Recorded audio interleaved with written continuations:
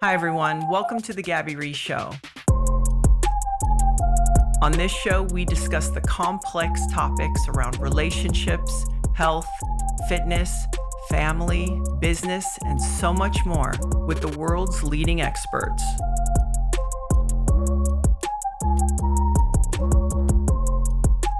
My goal is to simplify these topics and give you practical takeaways that you can start using in your life today. We all know that living a healthy, balanced life can be challenging. So let's try managing life a little better and have some fun along the way. Because after all, life is just one big experiment.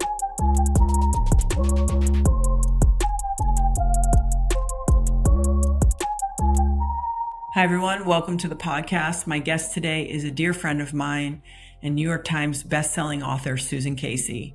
I could not go on and on about how beautiful her latest book, The Underworld, is. I not only read it, but I listened to it as well. You might know some of Susan's previous works, The Devil's Teeth and The Wave.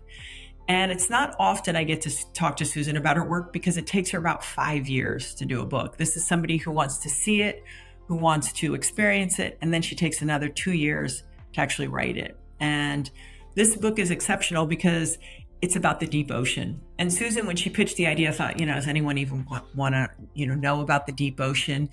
Think about it. 98% of our planet, when you start talking about depths and in a three-dimensional way, is under the sea. And there's things that we don't even know about that exist. And what's so exciting is she shares not only incredible stories of like shipwrecks being found, or there was a series by Victor Vescoso where he created the 5 deeps, and he wanted to go to all the deepest places in the ocean that we know of right now, take scientists down.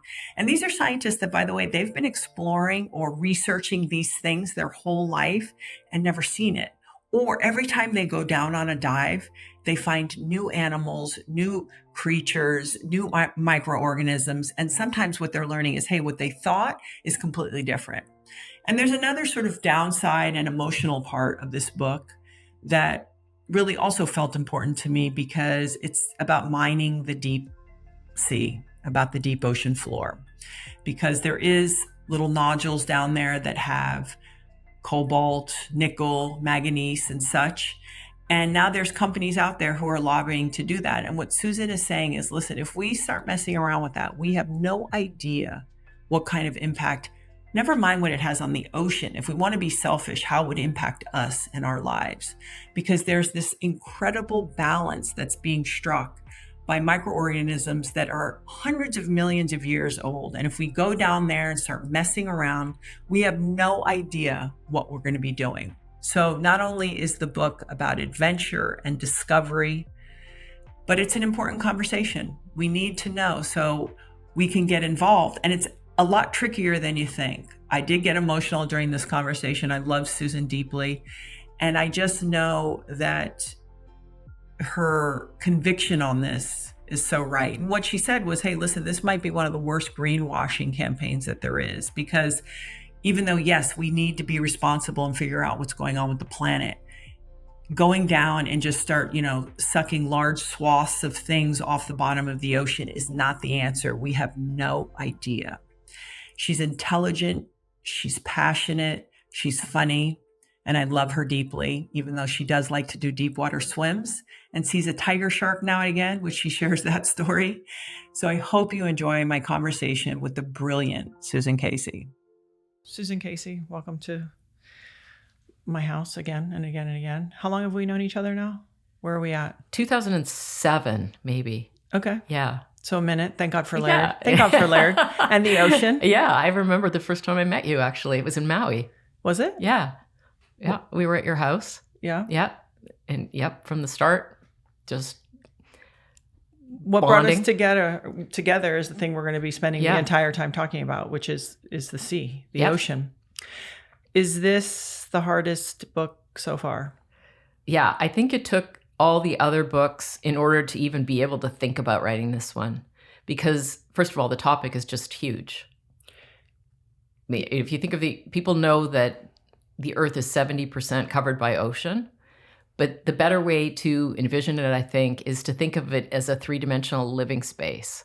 And so everything on land, everywhere anything lives. The Earth is a biosphere. 2% of it is land. 98% of it is ocean, and 95% of it is deep ocean. So water below 600 feet. And you talked about how we've only really explored, 3 to 5% of that? I don't even think it's that much. I mean, we have mapped the seafloor at high resolution, about 25% of it, but that's not that much. And whenever they put a sonar array over an area of seafloor and then get a better picture of what it's like the Hubble telescope getting its lens put on it, and they find giant geological features they didn't know were there. So in terms of how much of the deep ocean we've seen, I'd say it's like probably 0.01% or something like that. No matter where you go in the deep ocean, you're pretty much the first person to have ever seen it. You say in writing The Underworld, was it around 2017 you thought, okay, this is the right time because of technology and these sort of new discoveries that are coming? What was it that you thought, I'm ready to take on the beginning of this conversation? That was the big question, was, yes, the technologies would make it possible for me to maybe go into the deep ocean. And that was what was holding me back. I don't really know how to write about something if I can't experience it and see it and, feel it and understand it. So it happened to be the right time to do it, but I was also waiting for an opportunity to do it. But even so, when I started the book, I didn't know exactly how I was going to get into the deep ocean. And there are only about 6 or 7 submersibles in the world that can take you there.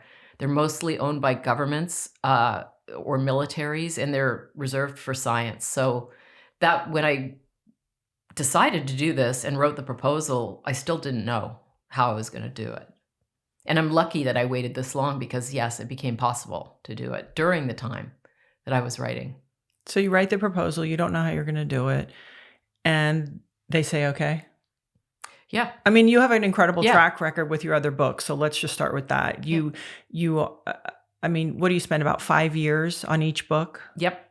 About 5 years. Right. So obviously you have this track record, but once they said, great, Susan, you can do The Underworld, what's the starting point? Who do you call to say, I need to figure out how to get down there? Yeah, that's always, you sort of have to you have to play the long game. I started contacting scientists who were doing really interesting work and interviewing them, and also just getting a sense of who was amenable to me interviewing them, because once I interview them, then the next step is I want to come out to sea with you, and I'm going to be hanging around you for years. So certain people kind of float to the surface, pardon the pun, and seem more willing to let me tag along. And as you know, I will infiltrate your life, and that's part of the process. You grew up in Canada, and I actually learned something new about you. I mean, obviously there's a lot of things I don't know about you, but this is, I feel like, an important fact about you that I didn't know. And I was talking to Laird today, and he didn't know this either, that you kind of really didn't learn to swim until you were 10. Yeah, I was scared of water, and I was scared of fish in particular. Is it because you grew up inland, or, I mean, how? Well, I was drawn to water, but also kind of scared of it, but drawn to it, like even swimming pools, just curious about water. And we had a cottage on a lake north of Toronto that it's one of those Canadian lakes where you look at the water looks black and you can't see the bottom. And but we would fish off the end of our dock, and sometimes we would catch pike, which are these strange looking freshwater fish with these long noses and teeth and everything. And my notion was that there are all kinds of things in there that I'm not aware of, but they're aware of me when I go in. So it was like a real fascination with seeing them, but seeing them I wanted to be on land and see them. Mm-hmm. But that changed after I started spending time in the ocean, and you open your eyes in the ocean and it's beautiful. And it really changed when I wrote my first book, The Devil's Teeth, and started hanging out at the Farallon Islands off the coast of San Francisco, where is a huge community of great white sharks. After you spend time with great white sharks, you can't really be scared of fish anymore, like little sunfish. Most of us, when we're afraid of something, though, we avoid it, we move it, we kind of move around it. And this book, when I read it and I listened to it, I know I want you to know I'm so grateful that you read it. To hear the person who writes it read it, it just feels like you're sharing what you've just spent all these years learning. So I know you're reluctant to be the one who read it, but I really appreciate that you did. But I was just curious, this fear, is that the thing that is driving you to go down? Because I think most people live their lives trying to put that fear and the things we're afraid of away. And you're saying, okay, I'm going to go literally into it. I mean, there's fear and there's fear, right? So fear, a certain amount of fear, or maybe the better word would be trepidation. Like I don't exactly know what's going to happen, but I feel compelled to do it anyway. So sometimes I think that when people encounter fear, they see that as a stop sign. Like, I'm not going to go forward because I'm scared. It isn't always a stop sign. Sometimes it's just a sign that you're going to be moving out of your comfort zone into something really interesting, and you just got to step over that threshold. So at this point, any kind of fear for me, and I didn't feel fear in writing this book, it was more like fascination and compulsion to see what was in this part of the world that we don't know, but it's like most of the world. So how can you be a citizen of planet Earth and not be curious about what most of planet Earth is? So I guess there's a certain inherent fearfulness about getting into a really deep sea submersible, and people are claustrophobic. I'm not, but I do think that it's one of those things where you make calculated risk.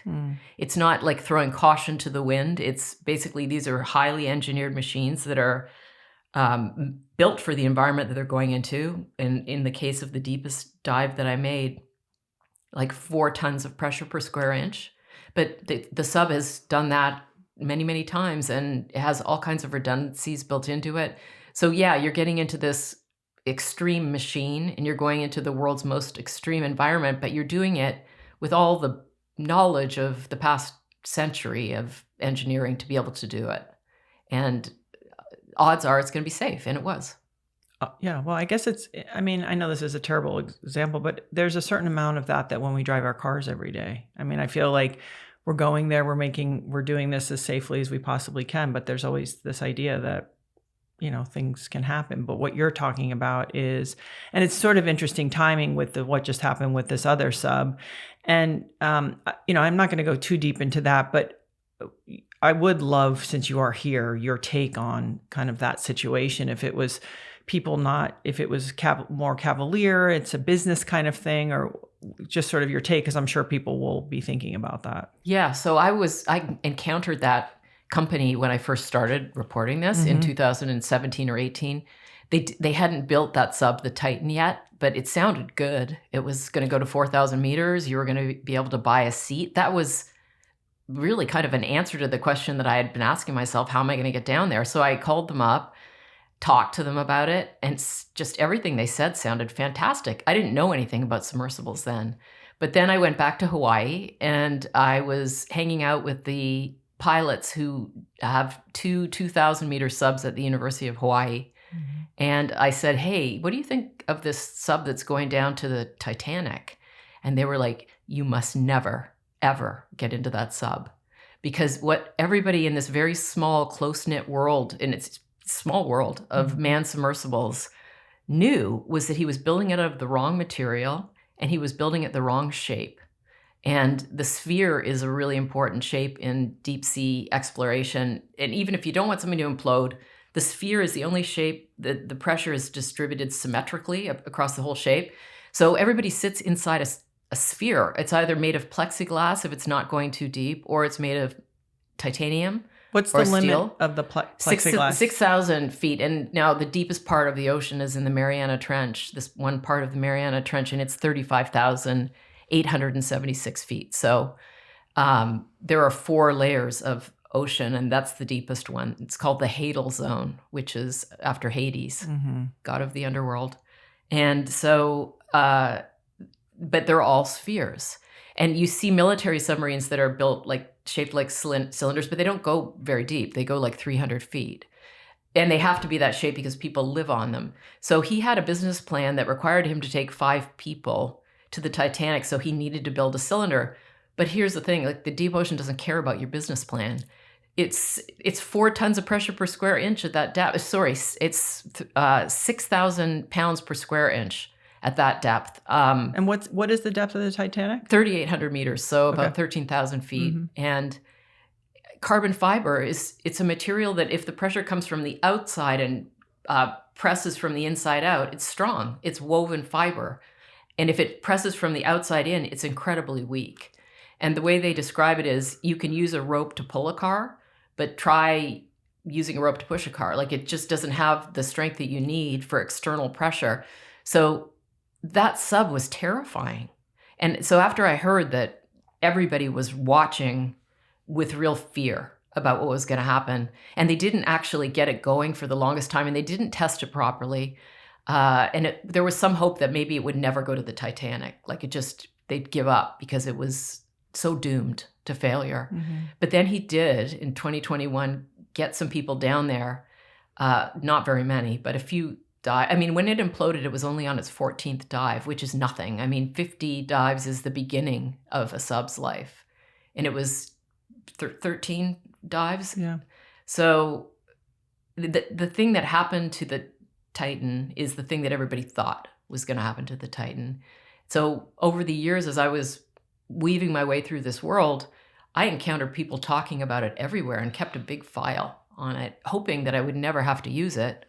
But the second I heard it was missing, that's what I immediately thought, was that it imploded. Yeah. You think that there'd be some kind of standard process to be able to create something like that to go down that deep? I mean, there is, but he just didn't do it, and there's no legal.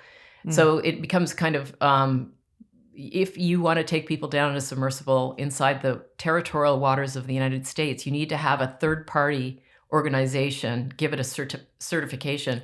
And that certification starts before it's even built. They look at the drawings and then they follow the whole process. And then at the end, they call it classing a sub. The sub is classed to go to whatever depth. And they just skipped that whole process. And so they were constantly being told, you should not skip that process. But he then registered his sub in the Bahamas, left from a ship in Canada, sailed out to international waters, and just bypassed the waters of the U.S.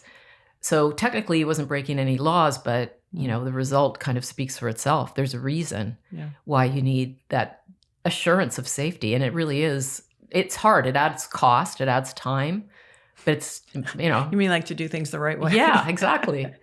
So maybe you could just share, and then I want to dive into this story, because the characters, also the people in this book, are very compelling. I mean, that's the interesting thing that you're able to do is you give the ocean floor all this personality with these magical creatures, but it's also the people involved. It's like telling the whole story through all of these different elements, even through the surfaces of the bottom of the ocean. I felt like that was also a character in your book, where all these sort of interesting dynamics. If you could just share, though, because when you talked about the technology and allowing it, just to give people a basic understanding of the things that have been created technologically that have allowed not only the submarines, but the types of mapping that now exist that a lot of us aren't aware of, that are really amazing.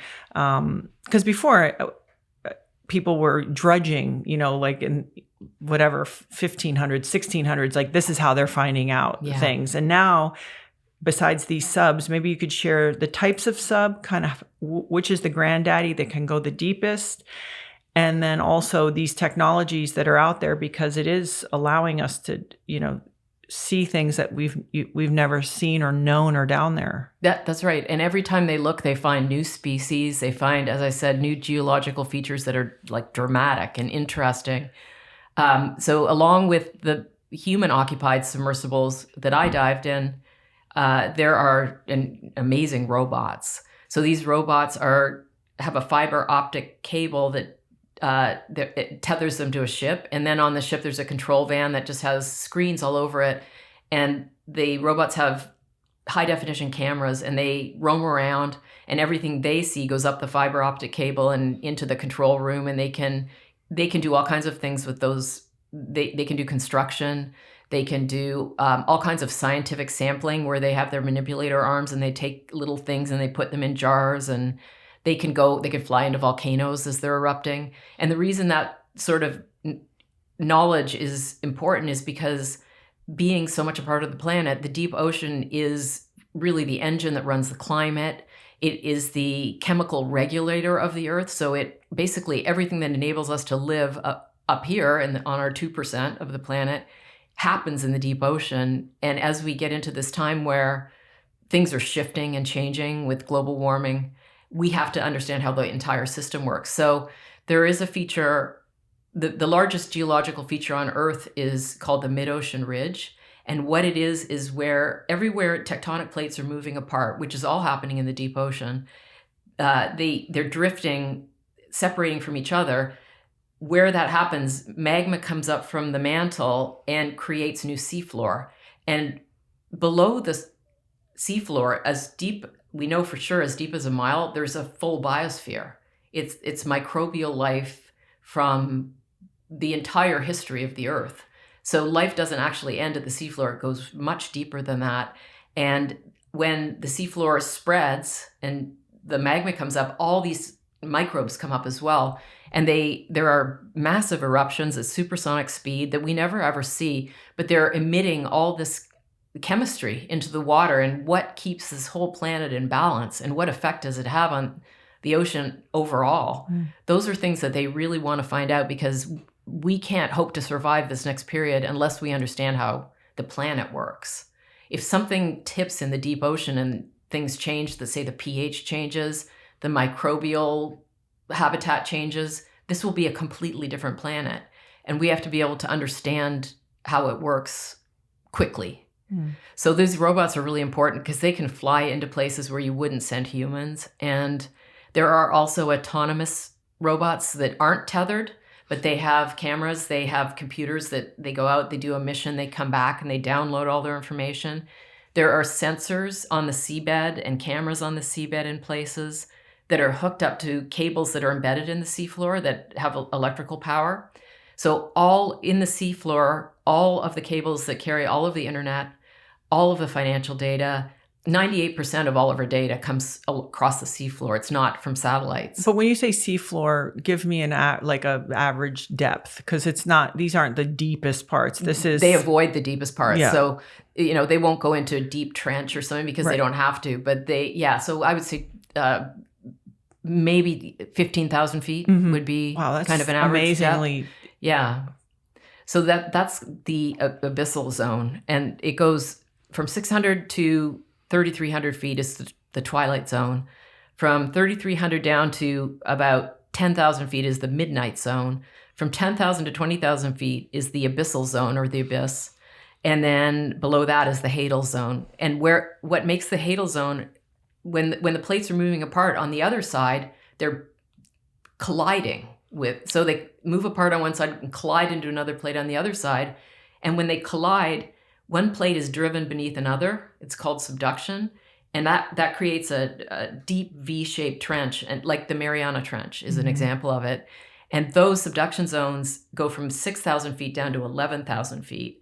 But say the Mariana Trench is only 44 miles wide, but it's 1,500 miles long. So they're not a big part of the seafloor. They're like 2% of it, but they account for 45% of the ocean's depth, and they're almost completely unexplored. But yeah, they avoid those trenches when they run. There are about 500 seafloor cables. I mean, it's an important part of how we live in the modern world, are these cables running across the seafloor. When did they start laying some of the first cables? It was about 1880, oh, 1870. Was that the cooperation between England and this? Yeah. What are they laying down there? They were laying telegraph cables. They didn't have any. That was the fastest way of communicating. Was they had to put an electrical wire from the UK to, I think it was Canada, And then they could transmit telegraph messages across the ocean as opposed to putting it on a ship or, yeah.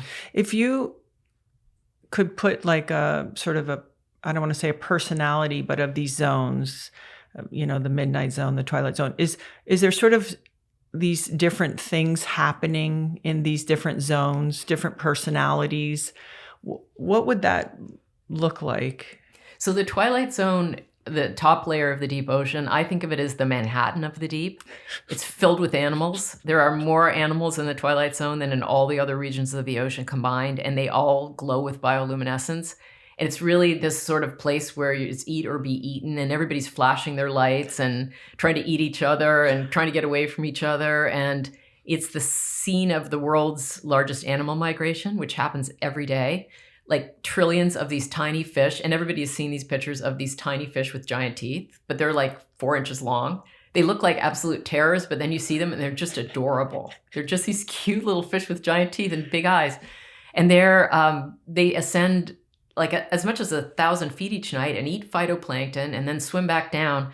And that is the world's largest animal migration. It's vertical and it happens every single day, but they also eat carbon near the surface and swim it back down, excrete it into the depths where it stays for a long time. And so they're actually pulling carbon out of the atmosphere in a huge way. Like they are responsible for sequestering the equivalent of America's annual emissions every year. So these tiny little fish are doing this heavy lift, but it's just a fast happening. Like you go down there, you just feel like you're in a soup of life. You see how much life there is. And like 80% of the microbial life on Earth is in the ocean. And you just get this sense of absolutely every little particle is alive. And that makes it so different than space. And below that in the midnight zone, there's just more bioluminescence, but a slightly less dense congregation of animals. And then in the midnight zone, you also find some larger animals, like a lot of the very cool deep sea sharks that we hardly ever see. Goblin sharks and sleeper sharks and cat sharks. And I always say that if you know the name of a marine creature, it probably swims in the sunlight layer, because most of the animals that swim in the deep, people aren't aware of them. Mm-hmm. And so the giant squid lives down there in the midnight zone, and lots of whales can dive that deep. So you get larger creatures in there. The majority of all known jellyfish species are there. And then below that in the abyss, about half the planet has got waters between 10,000 and 20,000 feet above the seabed. And there are these huge abyssal plains. But there are also these giant geological features like the mid-ocean ridge, which I mentioned earlier. And that is a 40,000 mile long volcano that encircles the Earth, that happens where the tectonic plates are pulling apart. So these are so much bigger than anything we've got on land. And you get these abyssal plains with very subtle animal life. Some of it's very small. Some of it's quite big. But when you say big, you mean long? Are those the ones where it's more like multiple organisms sort of cooperating together as one? Yeah, but there are also some like giant animals down there. Like there are giant, they're amphipods. Amphipods are tiny little crustaceans that look a little bit like insects or krill, or and a lot of them are, very small. But then there are supergiant amphipods, which are like the size of a cat. Mm. And they don't know why, but it must be a strategy to avoid getting eaten. That some animals just blow up to gigantic proportions in the abyss. So they have like spider crabs with 12-foot long legs and all kinds of crazy life forms in the abyss, but spread out because it's so vast. And then around the volcanism, there are hydrothermal vents. And so this energy source that powers all of our life above the surface is the sun. But there's a second energy source on the planet, and it's the heat and energy that comes from within the planet. So we've got top down and bottom up. Mm. And there's an ecosystem in the deep ocean that comes from the bottom up. And all the animals that live there have nothing to do with the sun. They never see sunlight, but they survive by chemosynthesis. And that's the chemical energy coming from within the earth. They have microbes living in their bodies. Like it's just a completely different way of being alive. And they didn't know that was there till 1977. So it's all pretty new. Now you actually dedicated an entire chapter to the squid. Why? I mean, the squid is a mythical character in so many books and stories, but I was just curious why you did that. Yeah, the Kraken, right? Yeah. The giant squid. Mm-hmm. Fishermen had seen it. There was all kinds of legends and myths about it. There were, stories of it seizing ships and fighting with sperm whales. And surely this was the biggest, baddest, craziest monster in the ocean, right? We like to sort of monsterify a lot of these animals. And but nobody had ever seen a live one. They had found pieces of them washed up on shore. They had found bits of dead ones, but it wasn't until 2015 that scientists actually figured out a way to draw it close to a sub, and they had a sub with a plexiglass hull, so they filmed it. Scientists love these plexiglass hulled subs because they can see everything. It's like floating in a bubble. So they created a lure. It was a marine scientist named Edie Witter, really studies bioluminescence and is really creative. And she figured out that they were probably eating a particular type of jellyfish, and she made a lure that flashed like this jellyfish. And sure enough, here comes a giant squid off Japan. And the video footage has been viewed by millions. But what was really amazing about it was they had no idea how beautiful it was and how fluid it was. And it looked like it was metallic. Like their skin is just amazing. But when you see a dead one, the skin is, all the life has gone out of it. But when they're in their environment, they're flashing colors. They really do look metallic. And they got to see it for several minutes and watch how it hunted. And, we had always assumed that this was the most aggressive killer. But what they think now is that it's actually a really shy predator. And it's just very opportunistic and very good at hiding. It has eyes as big as volleyballs, the biggest eyes of any animal on Earth. And it can pick up very, very faint bits of light. And they think that's because when its arch predator, which is a sperm whale, zooms through the ocean hunting, it jostles all the microorganisms around it and they emit bioluminescence. So if the giant squid can see trails of bioluminescence, it would know that a sperm whale is maybe coming and be able to flee. So it's not actually the aggressor, they don't think. And they have found they have a beak in the middle, like it's like a parrot's beak, and it doesn't biodegrade or anything. So when a sperm whale carcass is examined, they often find like dozens of these giant squid beaks. So it's clear that they're being hunted. They're not just the hunters. Right. Yeah. So every time we see these animals that we've never seen before, we learn something about strategies for staying alive and strategies for living in such a different environment than ours. Yeah, I found it so interesting too, and I learned this from you years ago. About, everyone thinks, oh, sharks. And when my kids were young, Nemo was very big. And it was like the shark smelling the blood and being like, oh, but it's really almost an electrical signal on the skin. Am I getting this right? Yeah, because obviously scent means something very different underwater. Right. It's just basically an interruption of a chemical pathway. Yeah, mm-hmm. So exactly right. And yeah, that is something. And sharks go up and down vertically. And it's so they're going through different horizontal layers called thermoclines, and they can scent, or I guess perceive, that chemical interruption and follow the trail of that. They think that's how they mate in the deep ocean. Like, how do you find each other? It's big. So they don't have Varia, right? Yeah, it's so hard for us to think to take our anthropocentric glasses off and think, we tend to think that we're the show, right, on this planet. Mm. But here we are in our 2% of the Earth, and there's this whole big party going on down there that really has nothing to do with us. Or actually, we have nothing to do with it. Yeah. We're damaging it, but we're not. Yeah. It feels like certainly in the last 6 months to a year, maybe 2 years, this whole thing of climate change and the environment and everything there, it's really ramped up. It's become politicized.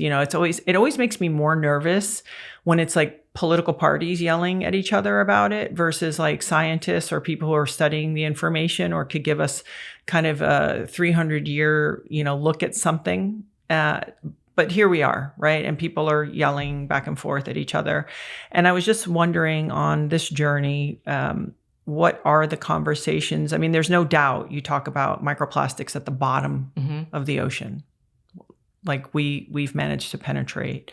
So I'm not suggesting that, but that I'm wondering what that conversation is amongst people that are more informed than people who are trying to whip everyone up into a frenzy about what is happening with the planet and with climate change.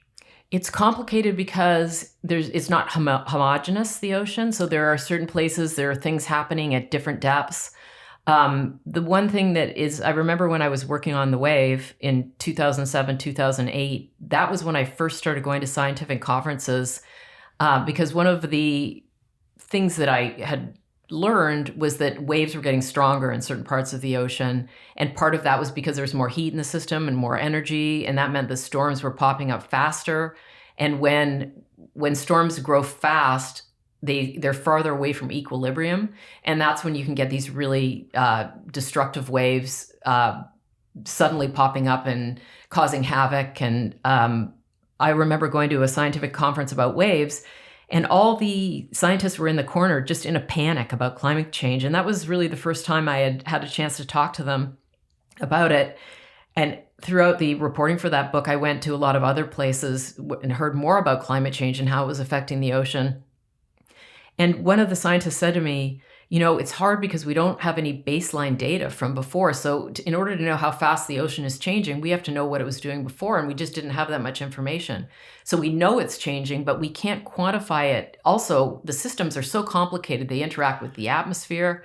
They interact with all kinds of larger sort of what they call regimes in the ocean, where certain currents go at certain times of the year. They distribute heat. Like, it's just so insanely complicated.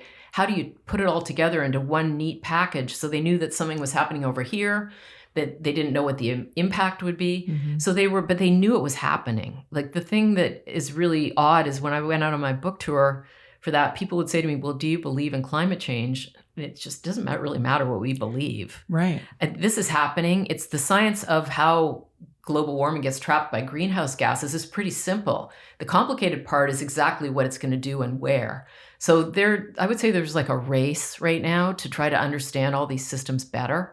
And it's one of the reasons they have these seafloor observatories now, so they can take samples at different times when the ocean does different things and try to understand it better. It's just so immense. Right.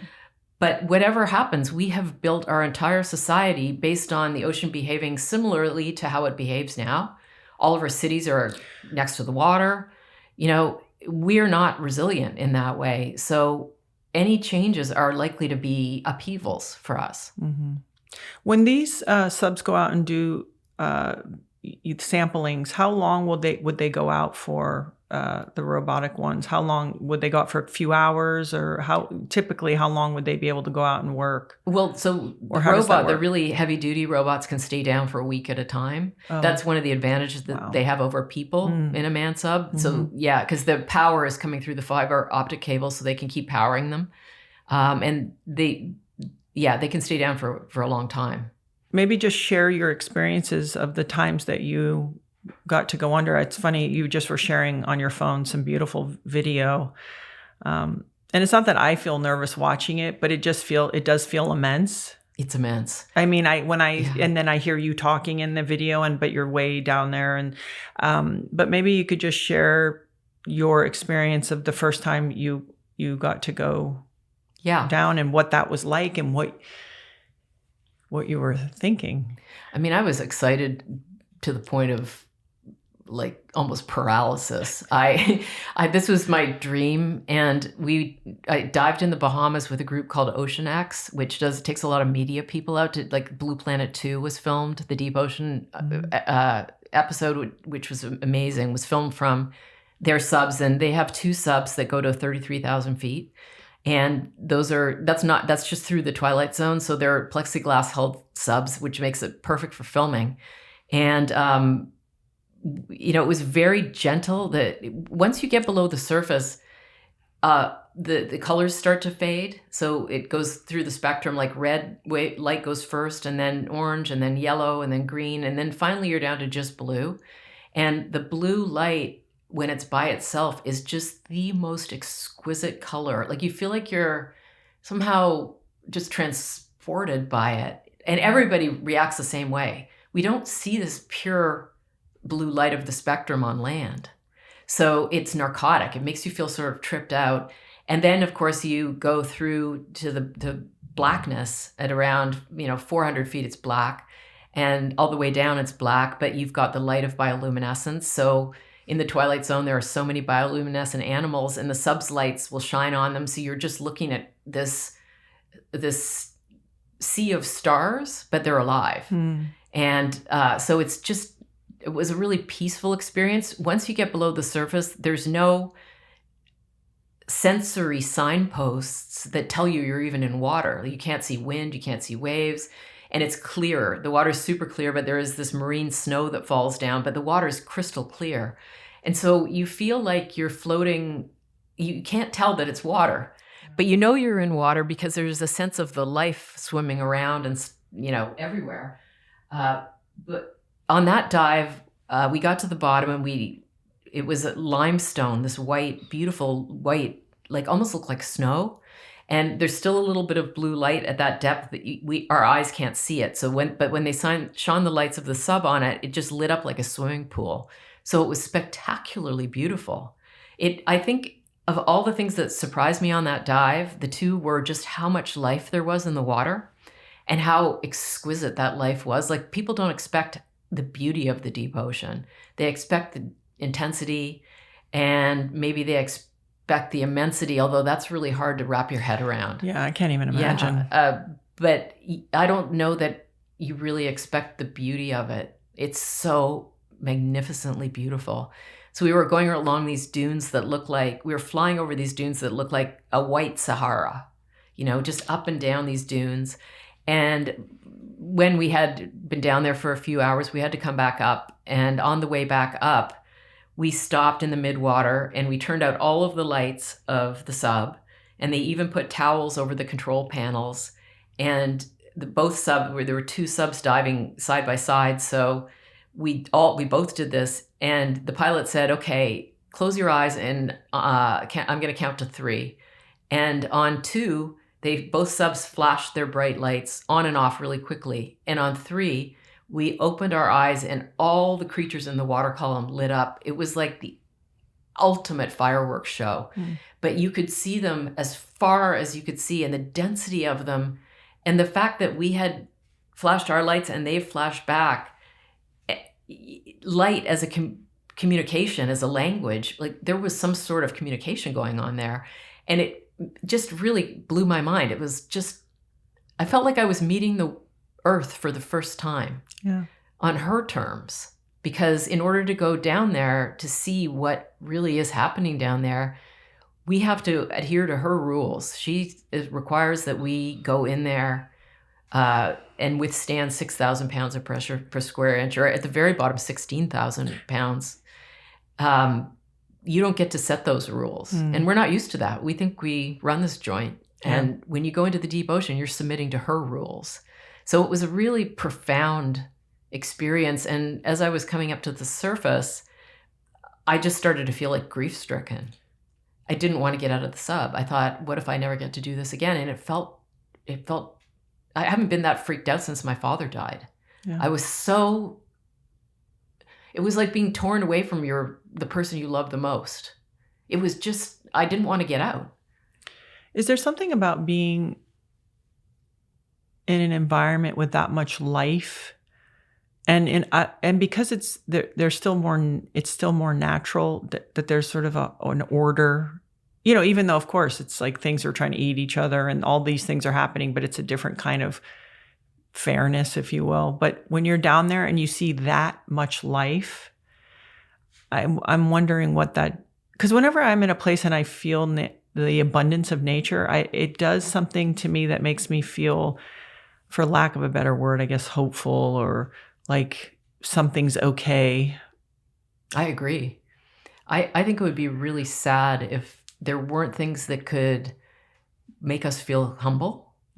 And there weren't things that were so much greater than we are. I mean, this is the thing I always tell people is all you have to do is to look at a giant wave or go into the deep ocean to know that we're not in charge, actually. Right. We think we are, but we're not. And so the idea of somehow going with that, you're never going to conquer the deep ocean. You're never going to disrupt the deep ocean. I mean, we might temporarily do a little bit of damage, but ultimately, when people say to me, do you think the ocean's going to be okay? I think the ocean's going to be fine. The idea that we're somehow going to be fine if the ocean is completely different is just not true. You know, we're the ones that will suffer if we don't live in harmony with the natural world. You have a quote in your book, actually, that the deep always demands its toll. Yeah. To go there, to be there, it's not, like you said, it's her rules. It's her rules. Yeah. And I thought that was really important. I think also this, like, we feel very comfortable blasting rockets into space. That's what we like. We can see it, we can see the stars. We think we might gain a planet or two. We might be able to have a colony on Mars. We might get more of something. Going inward, in the journey inward into darkness is a journey just like it is in your psyche. Just if you're going deep into your own consciousness, the same thing is like, it's a journey of subtraction. It's a journey of surrender. We're not gaining more of anything. We sort of have to leave our baggage at the surface. So there's something very, it's not conquest. It's more like submission. Yeah. We don't get to have things our way down there. Our sensory perceptions of smell and sight and all that, they're less useful down there. They're pretty unuseful. And so we just have to accommodate to what is. And that I find really refreshing. This whole notion of you're subtracting. You don't have a horizon. You don't have day. You don't have night. One of the things I wrote was, in the deep, you're never late and you're never early, because there is no time. It's just deep time, and it's a completely different chronology. There's no email. There's just, all those things are gone. But what we get in exchange is a glimpse of the biggest nature that you can possibly see, the life force of the planet. And it has presence. And if it has a persona at all, it's serene. But like, often I think people think of femininity as like sort of light and fluffy and all this, but yeah, it's the fiercest force of all. Yeah. And that is what you get, is that it's like the life force of creation, and it's fierce, but it's also incredibly serene. Well, especially when you play nice. Yeah. Yeah. When you when you follow the rules and know your place, I think sometimes, and that's good for us. It is good for us. We should do more of it above ground, above the ocean. Yeah. I think it's good for us. Yeah. So how many dives were you able to go on? During the time I wrote the book, I did 2, and I got really lucky because at the beginning, when I started this, this one sub that I got to dive in was just being completed. I didn't know anything about it, but it is the first full ocean depth certified sub that can go to the deepest parts of the ocean every day of the week. And nothing. Wait, like what does that mean, every day of the week? So it can dive repeatedly. Like in 2012, James Cameron went to the bottom of the Challenger Deep in a sub that he built, and he was only the 3rd person to ever go. 2 people, Don Walsh and Jacques Piccard, went in 1960 in another kind of experimental sub. They made it down there, and on the way back up, Don is still alive and is just this extraordinary human being. And I got to know him really well as I was writing this. And it was asking him, like, what did you guys talk about on the way up? And he said, we were talking about how, in about 2 years, there's going to be all kinds of people down here. We're going to be able to see it better. It took 52 years. And during that time, I think there was something like 2,000 people summited Mount Everest, and 200 people went to the International Space Station, and nobody went to the deepest point in the ocean. So James Cameron came along in 2012, and his sub had all the best technology, and yet when he got down to the bottom, everything broke. His thrusters all broke. He really couldn't do anything. He couldn't fly across the seabed because his thrusters were broken. He had hydraulic fuel spraying across the viewports. He got back up safely, and he, successfully went down there, which was really important. But that sub never dived again. And it wasn't certified or classed, as I was describing earlier. So here comes 2018, and a private guy from Texas, a businessman named Victor Vescovo. Victor is like one of these guys that wants to do everything. And he had already summited the highest mountains on each continent. He had skied to the poles. He wasn't really an ocean guy, but he was shocked when he found out that nobody had been to the bottom of these Hadal trenches, and he decided that he would. So he commissioned a sub, and he's very smart, Victor. And he found the best company, this company Triton Submarines, which I think of as like the Apple of submarine design. And they created the very first one of its kind, a full ocean depth sub that took a passenger and a pilot and could go repeatedly, could go every day of the week if it wanted. And there was no place now in the ocean that was off limits for human exploration. But actually, there weren't even any robots that could go to the bottom of the Mariana Trench. They had one and it imploded. How do they jump? How do they bypass? How do they go from not even a robot one to, okay, now we have human ones that can go every day of the week? How did they, what was developed that allowed that? Well, they just, I think there were some developments. They figured out how to make batteries that could go that deep. I think they literally developed every little component of that sub specifically for this. It took about 5 years to build it. And I think just materials science has gotten a lot better. It just moves fast, right? Like, so even from 2012 to 2016, it was easier, although nothing about the process was easy, but it was more possible. But it was a real breakthrough. And I was lucky that I kind of happened to be reporting this at the time. It happened because if I had been doing it 2 years earlier and that sub came out, absolutely everything I wrote would have been pretty much obsolete. So in the history of deep sea exploration, there's before this sub, it was called the limiting factor, and after that sub, it changed everything. So that was the other sub I got to dive in. Okay, but who do you have to know or, sleep with to get on that sub? I mean, come on. I just phoned up Don Walsh, he's sort of the godfather of the deep ocean, really embraced me at the beginning of my process and phoned around to everybody and said, allow this woman to come in and ask you questions. And so I started talking to the head of Triton Submarines, Patrick Leahy. And it turns out he's a real ocean obsessive, just like I am. And they were just about to start this year-long expedition where they were going around the ocean to go to all the deepest spots in every ocean basin. And I just said, can I come? The 5 deeps. The 5 deeps, yeah. And they said, sure. And Victor said, sure, too. How many people, how many people can go down at a time? Oh, well, most of the dives that Victor did at first, he did himself. Right, okay. Mainly because he was a test pilot, and he also was, when he started this whole thing, he wanted to be the first person down. There's a whole coterie of people who really like that idea that they're going to be the first. And seems exhausting to me. I agree. You know what I mean? Like for me as a person, I'm like, no, you be first. I can go later, And also all the scientists, they didn't want to go to the deepest spot in the trench because that's where all the sediment has settled. They wanted to go down the walls and look at all of the life that was in these walls. So going to the deepest spot in the ocean doesn't necessarily mean you're going to the most scientifically significant parts of the ocean or the most scenic. So, but he did. The thing that Victor did, which was so amazing, was he brought along all the top Hadal scientists. So the scientists that study the very deep parts of the ocean had never, ever seen it. They were spending their whole career studying something that they had never seen. And so he started taking them down in his sub. And the amount of stuff that they learned over the course of 4 years when he was just had a ship and the sub and I just sort of latched onto that crew and became part of it. And they were incredibly welcoming. And then at one point I said to Victor, very nervously, do you think I could ever dive with you? And he said, yeah, let's go to the Mariana Trench. Oh, come on. And I was just like, I was asking to go for like a drive around the block and now I'm going to the moon. Yeah. So, all I can say is I got lucky, and these are all really interesting people. But your passion, your genuine passion for this, and anyone who spends time with you knows that.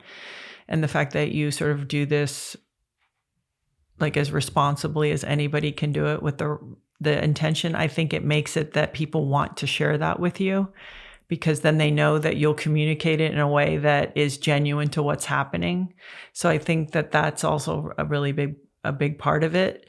So what does that excursion look like? Do you sleep for the weeks coming up to this? Like, what does that look like? Well, it was really gnarly because there's all kinds of reasons why a dive might not happen. And conditions at the surface are a big one. Weather is a big one. COVID came along in there. Like I went to Guam at the height of the early part of the pandemic. And, I can remember standing in the Honolulu airport and I was like the only one there. There's plywood on every store. And, the planes were still flying to Guam because there's military bases there. But I think there were about 6 of us on a 777, and I got all the way there, and there was something wrong with the sub. So it couldn't dive. It had to go back to Hawaii and come out of the water for 6 months. Where do you go? Do you leave? I went, turned around, and came right back to Hawaii. Okay. Yeah. But it was, so 6 months it took to make sure it was ready to go again? They needed to replace a bunch of wiring. So it had to come out of the water, and it took about 6 months. But, I think on the biggest, the gnarliest part of it was just what it did to my adrenal glands. Like I was just so ready to dive and really wanted this to happen. But you just have to go with it. Again, you don't have control of what the ocean is doing or all the variables. You just have to keep trying. Do you have a technique? Because I think people are in pursuit in their life, a lot of different things that are hard. Do you have a technique to manage yourself and your emotions within this pursuit? Because it's a long pursuit. For you to do these projects and write these books, it takes not only a long time, it takes a lot of you. Do you have things that you have in place that support you through that? I think I've learned that you don't know what's going to happen. That's one of the great things about writing nonfiction. It's both the greatest thing and the most enervating thing. So you can write a book proposal and think, okay, I want this to happen. This is what I'm going to do. And then life throws a dozen curveballs at you and you end up doing something completely different. And I have a little card that I put by my computer with a Virginia Woolf quote on it that says, arrange whatever pieces come your way.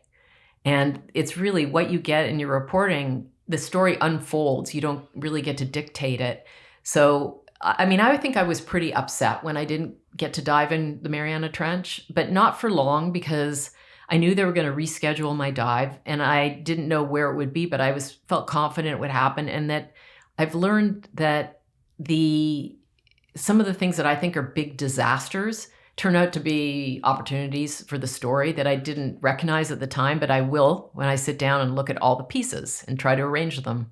So they fix the sub. They fixed the sub and we ended up diving on the submarine volcano that is off the southern tip of the Big Island that will one day become the next Hawaiian island.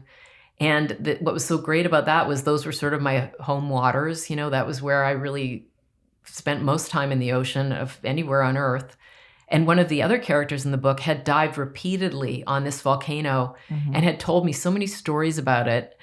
And the whole idea of diving on an active submarine volcano was really unique to me. And we didn't get to go all the way down to 11,000 meters, but we did get to well over 5,000 meters, which is much deeper than I ever would have thought I could go. Because at the time we dived, there were only 2 subs in the world that could go that depth. And one of them was owned by the government of China, so I didn't think I would get on that one. But so it all worked out perfectly in a narrative sense.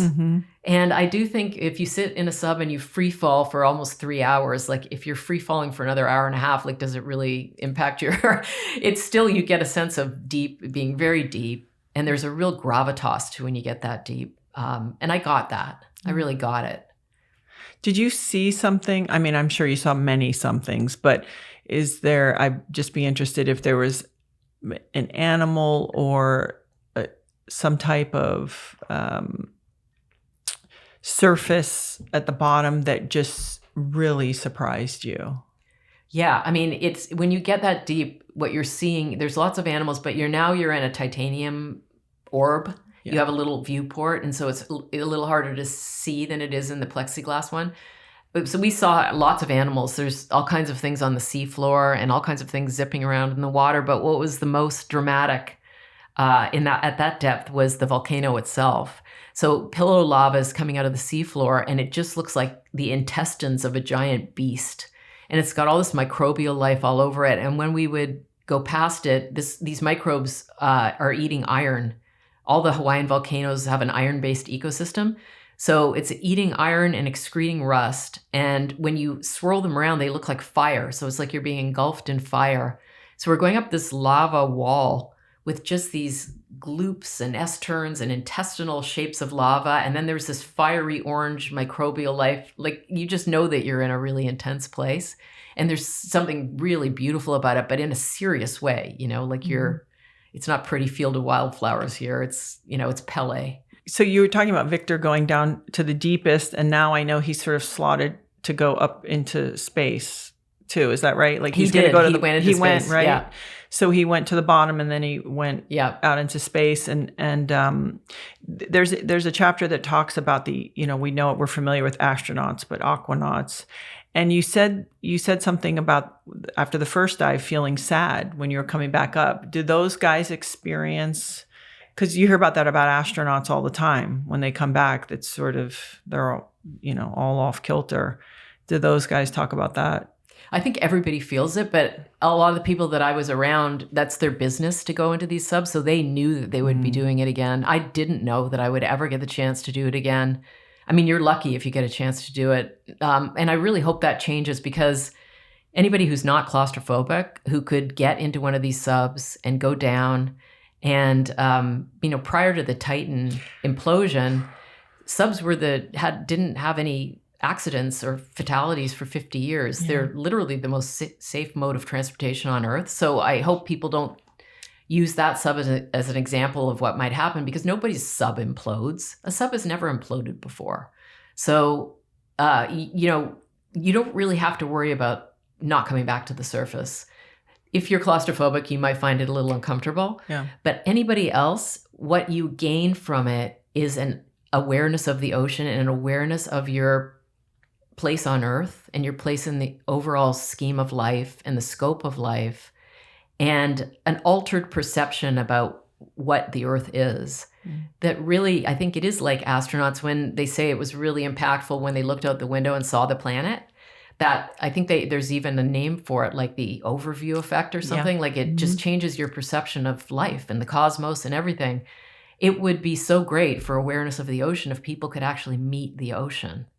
Tonga ended up being sort of right outside of Tonga. Wasn't that kind of a really interesting spot where they were submerging? I don't remember. I just would, maybe you could just touch upon what was interesting about that, or that they were talking about was sort of interesting. So one of Victor's dives was into the Tonga Trench, which is the second deepest trench beside the Mariana Trench, but Tonga's a more extreme trench. It has all these really gnarly volcanoes in it, like the one that blew, the Hunga Hapai.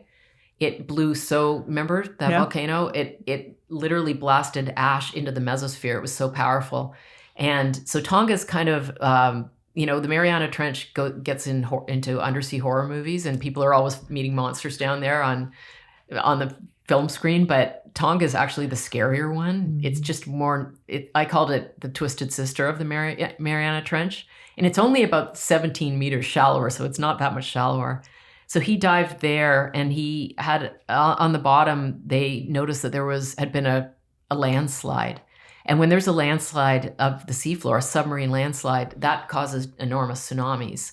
And that happened, they saw it on the Java Trench. They saw releases along these giant cliffs of places where sediment had slid, and probably these were old, but there had been huge tsunamis in that area before, and no one had known that this was happening underwater. So it was really an intense experience to land on a fresh submarine landslide, and everything was just completely quiet, like eerily quiet. There were no animals. He showed me some video, and he had a feeling of foreboding, because there was just, it was a ghost town, and it just looked like fresh fallen snow, because everything had been covered. So in the book, there's, on this quest for the 5 deeps, you have all these personalities. You talked about Walsh and Lohi and just all these people. I was just curious. I don't know. I thought about it because I sort of feel like this would make an amazing movie or show, like this kind of quest and like all these personalities. If you could choose one of the people to sort of base the story around, and I was just curious if there was sort of a character that you would say, okay, he'll be the driving character behind this. That's an easy question, because there is. And it's Alan Jameson, who was the chief scientist of the expedition. He's from Scotland, and he's just hilarious. And he's also brilliant and plays a really mean blues guitar, but he's just so funny. But he had set out immediately to study the most inaccessible parts of the ocean. And he also had a kind of an engineering mind where he created instruments that they could drop off the sides of ships and go down and film what was down there. And he was the one who figured out how deep fish could go and filmed the deepest fish, and, has written just extensively about the Twilight Zone. I mean, the Hadal Zone, the deepest part of the ocean. So he's kind of like the gonzo scientist of the deep ocean. I would definitely make a TV series around him. He has a podcast, and the podcast is, anybody who is interested in the deep ocean would find it. It's not just for scientists, lay people, but it's fun because they're so funny. Yeah. Yeah. Did you go on and talk about your book with him yet? Not yet, but I've been on the podcast before just talking about storytelling for scientists, because they have the best stories, and they, the same brilliant minds that go out and collect the data and write peer-reviewed papers about it are not always so good at explaining it in like human language. So but they understand that it's important because they want people to know what they're doing. And a lot of it is just so cool. He's got all kinds of crazy stories because he's been to all kinds of extreme places. He was the first scientist to ever go down with Victor into the Hadal Zone. And one of the things that he was studying was the deepest fish, which is called a Hadal snailfish. Mm-hmm. And so the Hadal snailfish is just the coolest animal in the whole ocean because it was a shallow water fish that over the course of about 15 million years evolved to go almost to 30,000 feet. And no fish can go below 30,000 feet because their cells will implode. They need to evolve more ability to withstand pressure before they can go any deeper. But this little Hadal snailfish that is that deep is made of like kind of pink jello. Its body's made of gel. It has this big wide head and these fluttery fins and this long, like angel fins, basically. And a long ribbony tail, and you can see right through its body to its internal organs. It doesn't have a swim bladder. It doesn't have a closed skull. It doesn't have any like cavity in its body that could implode. So its skeleton is even demineralized, so it's kind of floppy. And so here you've got this sort of gelatinous, cute little fish. I mean, it has a big, wide, smiley mouth, these little black button eyes, but it needs the pressure to maintain its body form. And when he brought one up, and I saw it on the ship, it was like basically gel in a baggie. Yeah. So, but it eats amphipods, and it doesn't have any predators that eat it. So it's just delightful to me because the top predator in the harshest environment on Earth is a pink gummy bear. Yeah. I mean, it just kind of, it's not got big teeth. It's got two mouths. It's got one mouth that sucks in amphipods and the other mouth that grinds them down so they can't eat their way out of the gel. But so it's perfectly suited for its environment, but it looks nothing like you would think this gnarly predator would look like. Right, because we're so fixated on like the shallow, the sharks and killer whales and all that and what those look like. But yeah, it's just badass fish, but it looks like adorable. It just shows you to really survive in this world, you have to kind of roll with it. You roll with it and be creative. You can't be a predator. Yeah. There was a tale that I really, I would love to hear in your voice about Dooley and his findings off of Colombia, because what this also displayed was the amount of like kind of politics and layers, not to mention how hard it is. But you have these people that they're like scientific pirates in a way, and how they like, oh, I think the treasure is there. Maybe you could just share the story about Dooley and him finding probably one of the most, if not the most important shipwreck of its, I don't know, has there been one that's maybe since then? No, I think this is a really unique situation. And that's what's so interesting about it. So UNESCO has estimated that there are about 3 million unknown shipwrecks on the seafloor, which is just, when you think about what is buried in the sediment, just prehistory. I mean, there's so many things that we could find if we went down there and looked.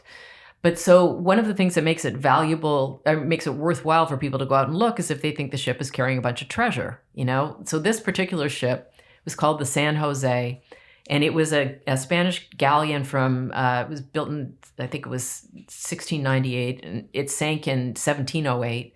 And they know the history of this because they kept, the Spanish colonial empire, they kept a lot of documents. And he was a researcher, very unusual guy, grew up in was born in New York, like in the Bronx, and then moved to Havana and was part of like Castro's Revolutionary Army as a kid, as like a 14-year-old.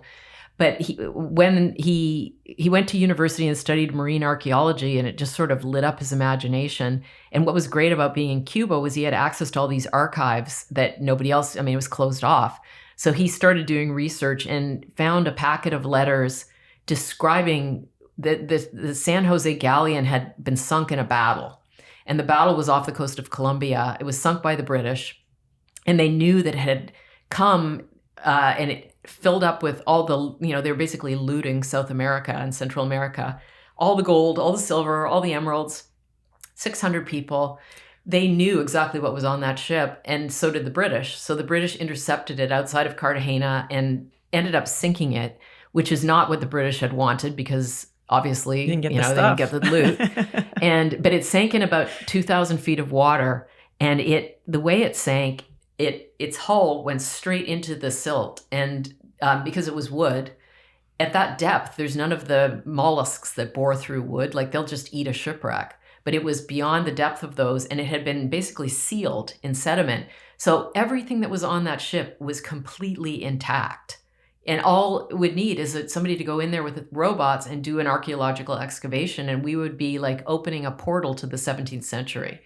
And nobody could find it, even though they knew kind of where it sank. It was at night when it went down, and the ocean is much bigger than people think. So people had been looking for this for a long time. But Dooley had access to all these archival documents from Cuba and other places that nobody else had. And he also just was obsessed with finding this, and went to a great deal of trouble to get the president of Colombia on board. And he gave him permission to look. And he hired Woods Hole, which is a very fine oceanographic institute that has great robots. And they went out there and they basically found it. So it was a really big deal. And everybody thought, well, this is going to be the first major archaeological excavation in the deep ocean, because most ships aren't, like, it's going to cost $50 million to get this ship excavated. They don't want to just go in there and rip up the treasure. They want to understand this historically and take care of it and do this scientifically and rigorously. But they're estimating that this ship is probably worth like $17 to $30 billion. And also its historical value is just priceless. Mm-hmm. So Dooley found an investor who was willing to put up the $50 million, build a museum in Cartagena. And I sort of watched him go through this. The government of Colombia changed hands, and the new president said, we're not going to let anybody take anything from the ship. Like, one of their plans was to take all the gold coins and look at which ones were the most interesting, photograph them all, conserve them all, and then put some of them, the duplicates, on the open market to fund the excavation. And because otherwise you got like 1 million coins that you have to insure, you have to keep them you need to keep them in a vault.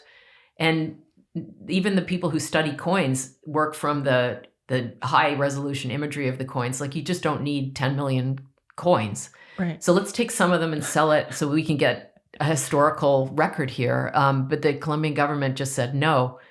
So it looked like he was completely stymied, and this thing was never going to be excavated, which happens a lot. Like, there's just a big issue. Who's going to pay for it? Who owns it? But now there's yet another Colombian president who wants to go ahead and do this and is willing to, I guess there's some economic model that they're pursuing that will satisfy everybody. And so I think maybe 10 years from now, we'll be able to go to Cartagena and look at everything that was on the ship, which will just be unbelievable. What I appreciated is how Dooley was like, it's not that I don't care about the money, but I care about the learning about the things inside. Right. Like, it's just priceless, the things we'll learn about that era. Yeah. And what do you think that must feel like? Because who was the other gentleman with him? There was someone else. I feel like I want to say Gary Kozak. Yes, Kozak. Yeah. So imagine these two working, and what Kozak was. He's like a search expert. Right. So he, like, if a plane goes down, if something goes down, like, he'll go out there. When you see sonar images, they don't look like much to you or me, but like, he knows how to read them, and you could tell, okay, that's an acoustic shadow, that's a rock, this might be a ship. Yeah. Yeah. Imagine that, like, you're spending however long you're spending thinking maybe it could be here and making educated guesses and all this stuff, and then actually it's there. I don't know what that moment would be so extraordinary. I mean, you see something on the sonar. A lot of the times they'll see things on the bottom on the sonar and they'll come up to it and it will be, a bunch of oil drums or something like that. But there's a video that was taken of the moment they saw the cannons poking out of the silt, and they had these very distinctive cannons with dolphin handles, and he knew what it was, and he just was speechless. I mean, this guy had been looking for this for like his entire life. Yeah. How do you keep your life together? Because you're in a relationship, and your physical health. Like, how do you keep your life together in this pursuit? Because it's hard, and there's a lot of internal work that you have to do to produce the book, to edit the book. And I know you have experience, but where's the balance? How do you do it? I don't think there's ever any balance. The first half is going out, talking to people, like being out there in the world, having to sort of constantly coax people into letting you do stuff with them. So being very extroverted, which I'm not an extrovert. Yeah, I was going to say you're not. Yeah. You're very more shy, and also there's a politeness to you that you wouldn't infringe, so you must be very passionate about it. I mean, I try to be very tenacious and pleasant. And so, I try to make sure that I'm not like a pain in the ass to have around. That's one thing. But I'm also have a kind of a different personality when I'm in pursuit of a story. I become much more sort of focused and driven on that thing. Like, I don't actually like to make phone calls. I don't like to cold call people up and say, introduce myself. I'm a reporter that doesn't like to make phone calls. But when I'm actually working on a story, that's just gone, and I'll do whatever I need to do. And I can't, it's like putting on goggles or something that make me a much more assertive and determined person. So there's 2.5 years or 2 years of hunting for material. And then there's the other half is completely interior, where you sit at a desk and you're like, the thing about writing is I always tell people, are you prepared to sit for incredibly unreasonable amounts of time? Because that is what it really takes. It's a going inward into that still place in yourself where you can hear the voice. Because great writing is really, it should sound like somebody's talking to you, telling you a story. And in order to hear that voice, you have to be still. And as you know, like everything in our lives conspires to make us not be still, to distract us, to bring us to the surface. But I always thought that it would be very hard to be involved in a relationship while I was writing a book. But then I got married. And so the last 2 books, my husband has been around while I've written them. And I think it's hard for him because there are times when I can't talk to him, or I have to tell him he can't watch TV or listen to music or do anything. I just need complete stillness. And so it's not a balance so much as it is just a yin and yang of complete extremes.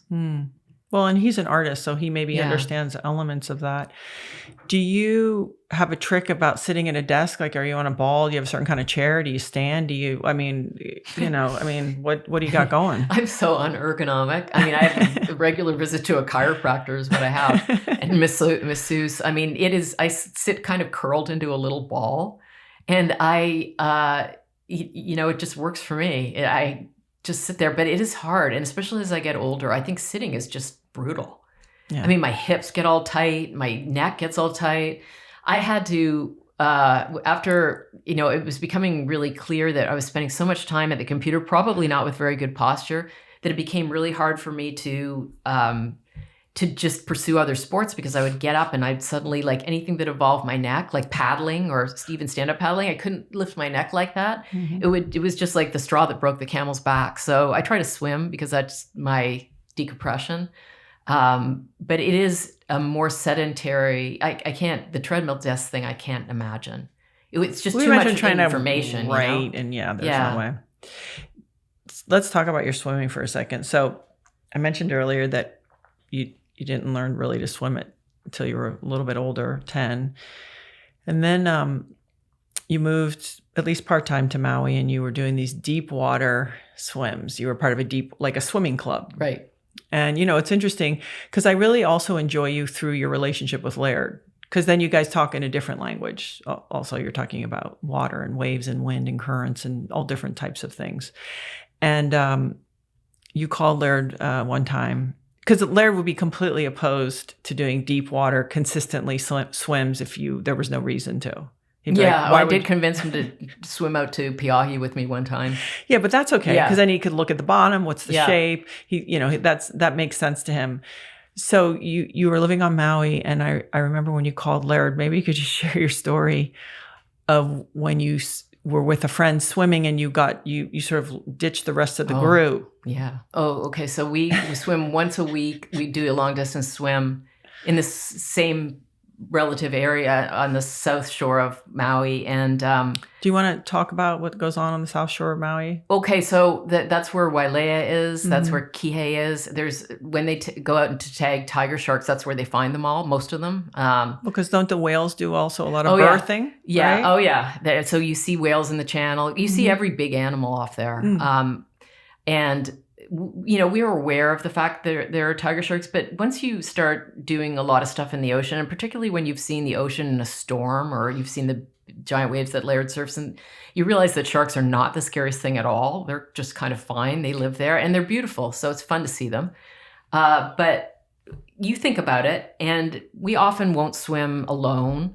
We don't swim when we can't see the bottom, because a lot of the times if you get bitten, it's a case of mistaken identity or whatever.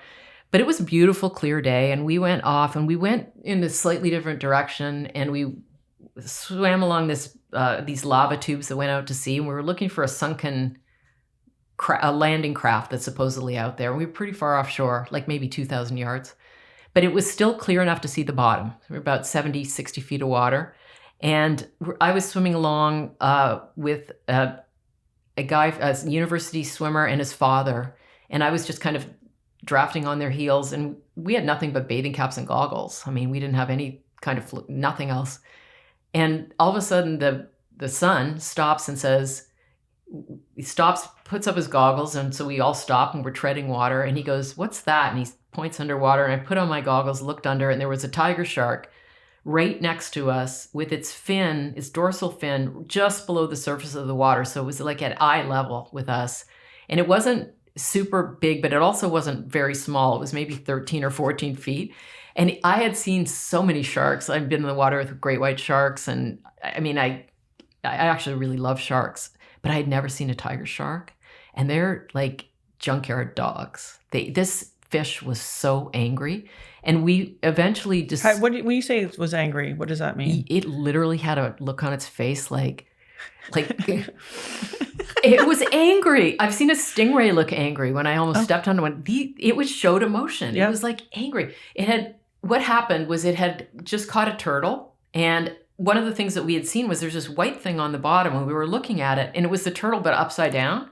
It had a big bite out of it. So I think what happened was it had caught this turtle. And then we swam up to it. And it dropped the turtle, and it was angry because it was eating. So I knew enough about sharks to know that it was what it was doing with its body was a precursor to attacking. It had its pectoral fins pulled in. It kind of had its back hunched up. It had its membranes rolled over its eyes. Like it was swimming in a sort of a weird way. But we all knew enough to just sort of drop in. Like it occurred to me at one moment, like maybe I should swim towards it or kick at it or something, because with white sharks that they say to do that. Yeah. They don't like to be aggressed. Yeah. They like to sort of sneak up on you. Mm-hmm. But I'm glad I didn't do that. I had enough instinctual, I guess, understanding that it wouldn't have been the thing to do, because some sharks also take that as a game on kind of signal. But we just treaded water and stared at it. And I can't even remember being particularly scared because it was so fascinating. And it kind of made its weird movements around us. But then what happened, which was great, was two more swimmers that were in our group came up behind us and said, "Hey, why are you guys here?" Stopped. And we were like, look down. And here's the shark like doing its thing.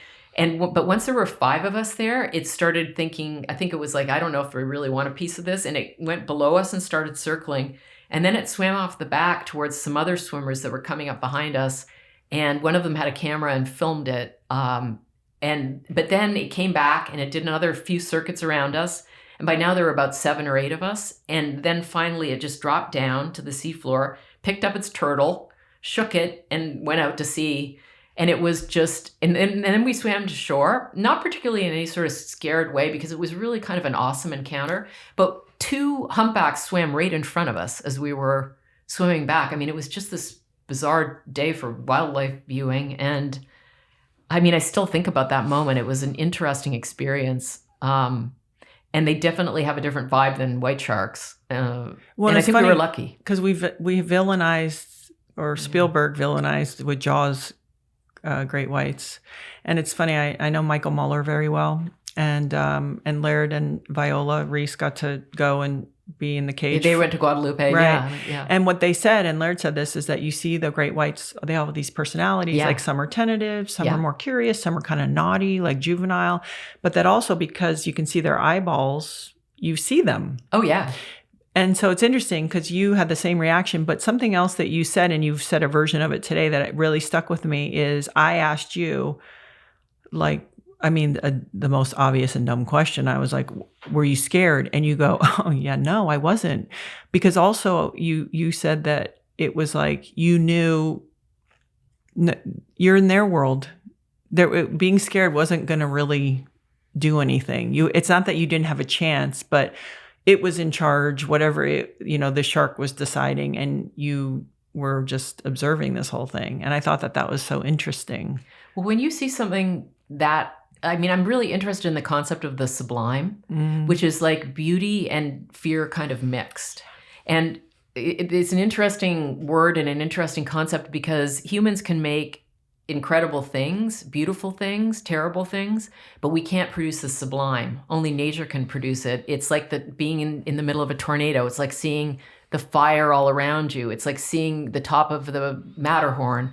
You're just taken aback by the awesomeness of it. And my own experience has shown me that when you're in that place of having the privilege of witnessing nature writ so large, that there isn't actually room for fear to come in that moment because you're so in the present moment. Nothing else can come in. So fear might come beforehand. It might be like I'm about to get in the sub, or afterwards, oh, I almost got bitten by a tiger shark. But in the moment, you're just so absolutely channeled into the present moment of staring at this magnificent thing that fear doesn't really enter into the equation. Yeah. Yeah, that really stayed with me. I mean, that was a lot of years ago. So there's some elements at the bottom of the ocean, cobalt and some other things that are very, very valuable. And so you have a deeper understanding of maybe this is what's coming next, where people are going to try to figure out, companies are going to try to figure out how they can get their hands on it. And there's also, if I'm not mistaken, kind of trees, if you will, that are, I don't know how old, hundreds of thousands of years old. I mean, vegetation, things at the bottom that are older than probably almost anything up here. You know, we're not going to know about this until after it happens, until it's already in progress, as far as the disruption that's possible because of the resource. What's your take on that? Because, or even just shedding some light on that, so people have an understanding about. I mean, we've established kind of this equilibrium that impacts us and our environment, and people talk about global warming, but there's other things. If they go down there and start messing around with things at the bottom. There's the overall chemistry of the oceans, which creates the overall chemistry of the planet. And a lot of that is from microbial activities that are like microbes run this place. We don't see them. We think because we don't see them, but they're just everything that makes the Earth habitable relies on microbes. It could go the opposite way too. Microbes are the mightiest biological force on Earth, and a lot of them are in the deep ocean. So yes, there's that. But what happens on the abyssal seafloor is that there will be a little, like, say, nucleus of a fossilized shark's tooth or a little piece of coral or something like that. And then over the course of tens of millions of years, metals from the seawater, because it contains all kinds of dissolved metals, start to accrete in atomic layers around this nucleus and eventually form a kind of looks like a little plum or something, but it's made of metal. And if you cut it open, you see these, it forms like a pearl almost, but it's not completely inert, because microbes are also involved in the creation of these, they call them manganese nodules. But they have manganese, cobalt, iron, and nickel, and as well as some other trace metals. but they are like trees. I mean, there's no plants in the deep ocean because there's no photosynthesis, but I compared them to trees in the book because they have life inside them and on them and under them. And they, in certain parts of the seafloor, you just see these nodules carpeting the seafloor. They're kind of half embedded in the sediment. But what they want is to get the cobalt and the nickel. And ironically, what the reasoning behind that is so we can have a greener future.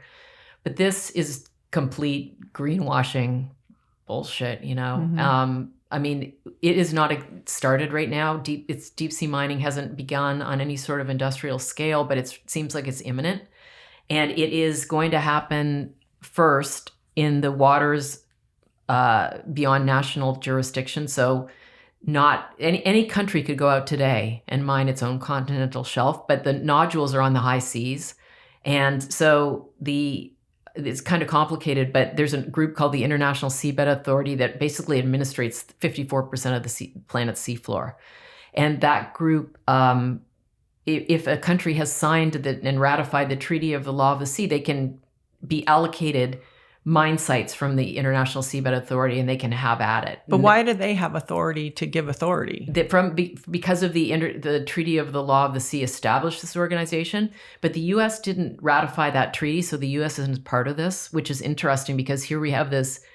If we do it, it will be the largest extractive industry on Earth, like by an order of magnitude, and it will be the most destructive thing we've ever done on Earth, also by an order of magnitude, because the scale is so vast. I mean, the average mine site will be 30,000 square miles, and they will not just take the nodules; they're going to take the top bits of the sediment. So, like, imagine clear cutting a forest and taking 20 feet of topsoil with it. But the thing about those sediments is they're completely alive with microbial life. It's like nature's DNA archive. So whenever they study the seafloor sediments and these really subtle microorganisms and life forms that live down at that depth on these nodules, under them, in them, there are like 90% new species. They're not just even new species. Most of them are like new forms of life, new branches on the tree of life. And there's a lot of pressure from countries like China and Norway. A handful of countries really want to start mining, and there's a handful of private companies, really in particular one company, that is really trying to Do you want to say their name? Yeah, it's the Metals Company. Okay. And they are very aggressive. They act as if what they're going to be doing is some environmentally sound thing, but it's just about money. Yeah. And they've partnered with this little Pacific island nation called Nauru. I think 8 square miles. Nauru, 11,000 citizens. And Nauru did ratify the Law of the Sea, so they can have a seabed mine, and they've basically partnered with the Metals Company. The Metals Company will keep most of the money, but Nauru will get some crumbs, and they're the ones that have really been pushing forward for a decision to start. And that came to a head this summer, and the ball kind of got punted to 2025, but this is a fight that's going on now. And there are just a lot of reasons why this is a bad idea. First of all the battery chemistries for EVs and such, they all want to move away from cobalt and nickel because cobalt is really problematic to mine, even on land. And so we don't know exactly what metals we'll really need more of in 5 years. The batteries are going to not necessarily be cobalt. And some of the stuff we do need is not down there, like lithium is not going to be mined in the deep ocean. So the whole idea of this being somehow better than mining on land is really nonsense because, first of all, this is the largest intact wilderness on Earth. And even though we do have our plastics are in the seabed sediments and we don't have, it's not pristine, but it's the closest thing we've got to pristine. The most important thing is we don't know what's down there. And so this would completely destroy this ecosystem that we don't even understand. It might be the most important thing we've got. And they're going to reach down through 3 miles of water, vacuum these nodules, all the animals that are on them, all the animals that are under them, all these living microbial sediments, blast it up a pipe, take out the nodules, and then release all the sediment and the dead bits of dead animals at about 12,000 meters. So in the area of the ocean where all the animals signal and hunt and mate and survive because of light, bioluminescent communication, we're going to put a haze of sediment fog in there. And there's going to be vibration in parts of the ocean, lights in parts of the ocean where this is just, no animals adapted to this. Right. Their filter feeders, all their gills will be clogged. Like every bit of the mine site that is mined there will be no living creatures left in it. And so I really try to talk about this whenever I can to make people aware of it, because I honestly feel if we go forward and do this, that it's a wisdom test and we need to pass one for a change. This is it's the womb of the earth.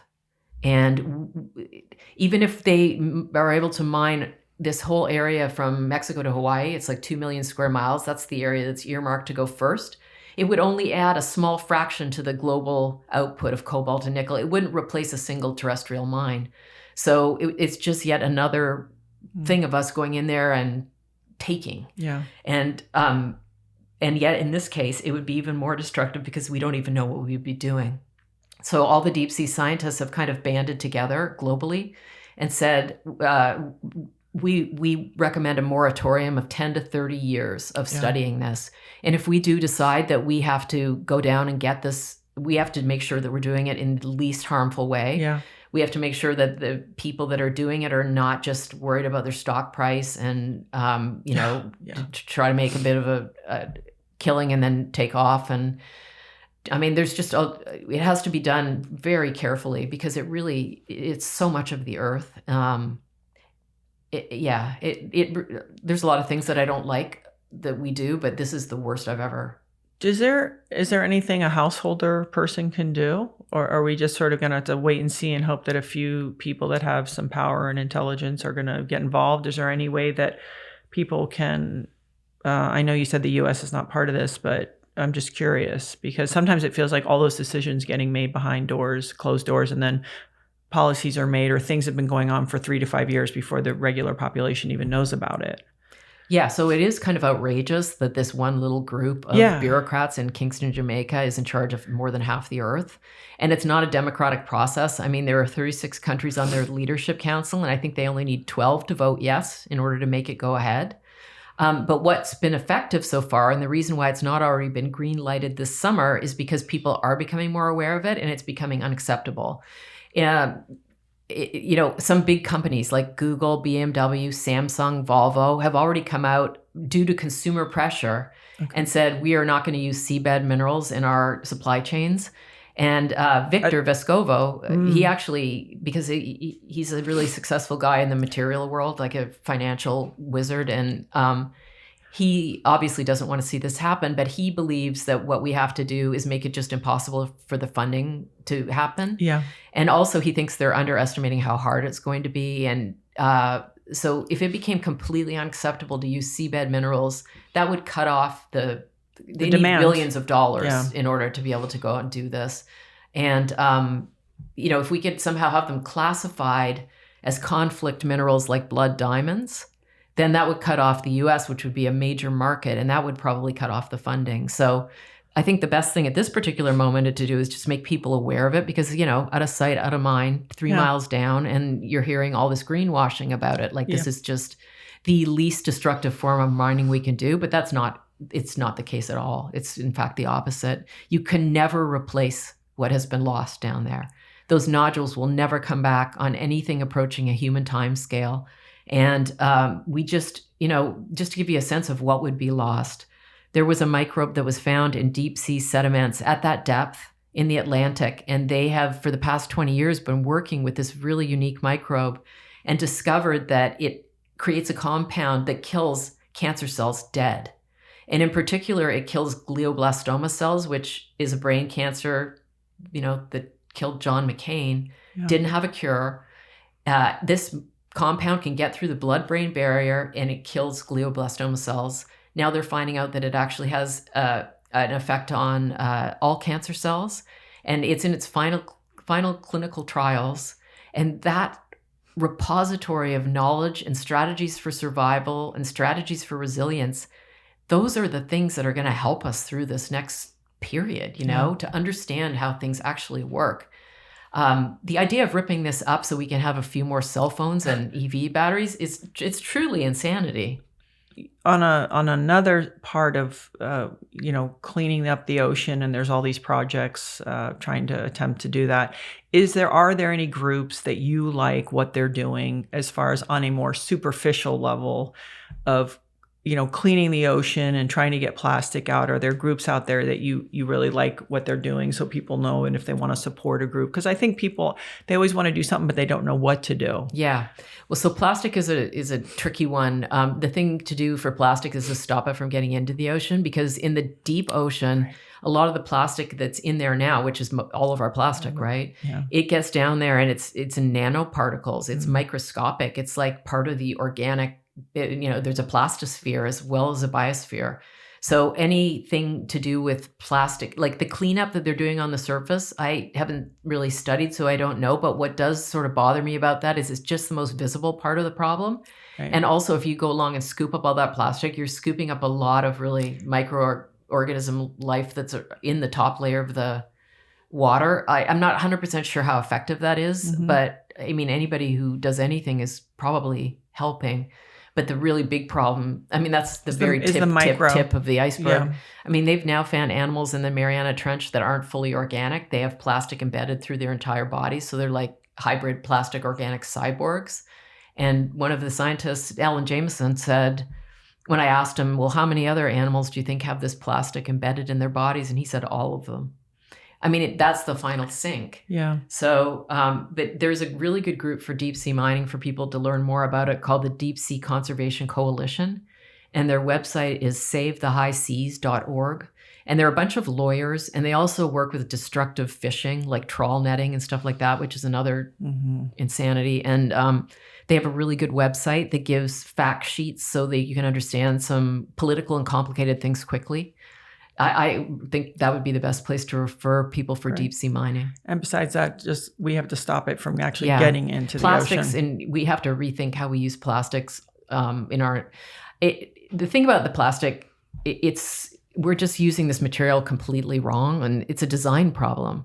We should be using plastic for things that we want to last forever, like roof tiles or heart stents or things that we don't want to have to replace. Instead, we're using it for our most disposable stuff, and it's with us, and it's a sponge for all these really toxic chemicals because it has petroleum in it, and they all bind to fats, oils, and plastic is. I don't know how it's going to happen, but I mean, just on an airplane, you see them just giving out plastic cups, any Starbucks on any given day. We just have to stop it. Maybe my deepest hope, and maybe this is a kind of a fantasy, is that there's going to be some microbe that eats plastic that we can find, because they do just about everything else, and they're just pretty astonishing at what they can actually transform. Maybe there's a microbe that will save us. Some adaptation. Yeah, we will never know if we rip up the seabed. Right.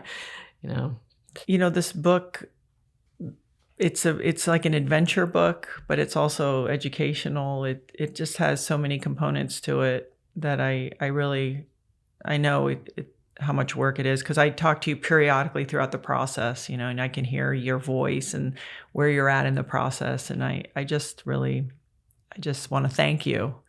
I know it's a labor of love, but it's a lot. It's a lot of work. Yeah, I mean, books, I always compare them to bricklaying. Yeah. And you really do not want to break down the, per hour fee, because it's just so much. But I always say to people, you should write a book if you have to write a book. If there's a story that absolutely has to come out, you just have to do it. Yeah. That's really the best reason I can think of to do it.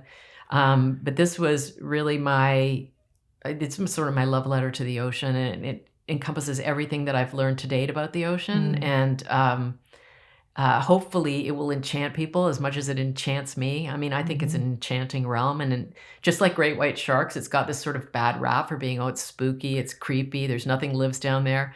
It's actually like very feminine, but in a fierce way, very beautiful, very serene, very dramatic. Yeah, so many strong personalities. Yeah. It's very not what people think. I mean, people think of anytime we go downward, like it's trouble, right? We're going to hell. Enlightenment is up here. To go downward is not what we like to do. The answer's down. The answer's always down. And our culture, the idea that down is bad, is just our culture. There was all kinds of other cultures that knew that that's where the treasure is. That's, it's Gilgamesh going down for his plant of immortality. It's Odysseus going into the underworld and Orpheus it's not the easiest journey, but it's the one that brings the most riches, in terms of just knowledge and life and all that. So it's a journey worth making. Yeah. Yeah. Justin, you get your question. Do you feel that like marine tourism would help increase just more awareness, much like space tourism? And would that help guide more funding and research to this, or would it be a detriment? I think it would be great, but it has to be done right. I mean, obviously the OceanGate episode was, the idea behind OceanGate was actually a good one. It was like, let's let people go into a sub if they want. These deep sea subs are not that accessible. And, obviously it was very expensive to do it, but I think that it would be great for anybody who wants to go, particularly through the Twilight Zone, because it's so magical to look at. I would love to see more people do that. And I think that we will have the chance to do that. And I think it would change people's awareness of the ocean. It would change, anybody who's ever been down there says it's the most extraordinary experience of their lives. I would love for more people to have that. I wish you guys could also, because right now it's cost prohibitive, but just even the little video I saw and stuff, like even if we could create some kind of viewing or show or something where people got to enjoy that and see it. I think maybe you could talk to Victor about that somehow. Yeah, well, that's what OceanX does. They have, I think now they have 3 subs, and they take media companies around the world to be able to film places. But I have to say, it's great to watch these documentaries. I mean, some of the footage is extraordinary, but it's just nothing can really compare to it. And there was a moment in time, I think, when it looked as though manned exploration of the deep ocean was going to be sort of subsumed by robots because they're more cost efficient. They can do more science. They don't have to come up, they don't have to come up at the end of the day. But what would be lost is, human minds, eyes, imaginations, insights. It really is an actual place. Like, I think we think of it as a concept, like, oh, there's a deep ocean down there, but we don't think of it as an actual destination. It's just, there's all kinds of destinations there. And to go there and see it with your own eyes and obviously you don't see a panoramic horizon down there because it's dark, but you see all kinds of stuff as you come upon it, and you realize that you're traveling through the actual destination of the deep ocean. It's not just a concept. Yeah. Susan, the book is The Underworld. If people want to read it, it's available. And obviously you read the book itself. So if you're a person who listens to books, it's also available. And is this the first book you read yourself? No, I read The Devil's Teeth as well. And then I was it's so hard to read a book. Oh, it's so hard. I'm not a voice artist, but I did feel like I wanted to see if I could convey the emotion that I felt being in that environment that is pretty unique, and I don't know if I have the voice talent to actually pull that off, but I wanted to try. It's a good idea that you did it. I'm saying it's a good idea. The book came out August 1st. Yeah. Is that right? Can you just remind people all the places they can find you if they want to reach you or talk to you? I have a website which needs to be updated. SusanCasey.com. I'm on Instagram at Susan L. Casey. And I'm not great at social media. I'm trying to get better, but I'm on Twitter, but I don't really tweet. But mostly I will hang out on Instagram. Yeah, you've been busy, Susan. Yeah. Well, I really appreciate you, and I love you so much. Love you too. I'm so glad I saw you. Yeah. Thank you. Congratulations. Always fun to talk to you. Congratulations. Thank you. Thank you for listening to this week's episode. If you want to learn more, there is a ton of valuable information on my website. All you have to do is go to GabrielleReece.com or head to the episode show notes to find a full breakdown with helpful links to studies, research, books, podcasts, and so much more. If you have any questions, please feel free to reach out and send them to @GabbyReece on Instagram. And if you feel inspired, please subscribe. I'll see you next week.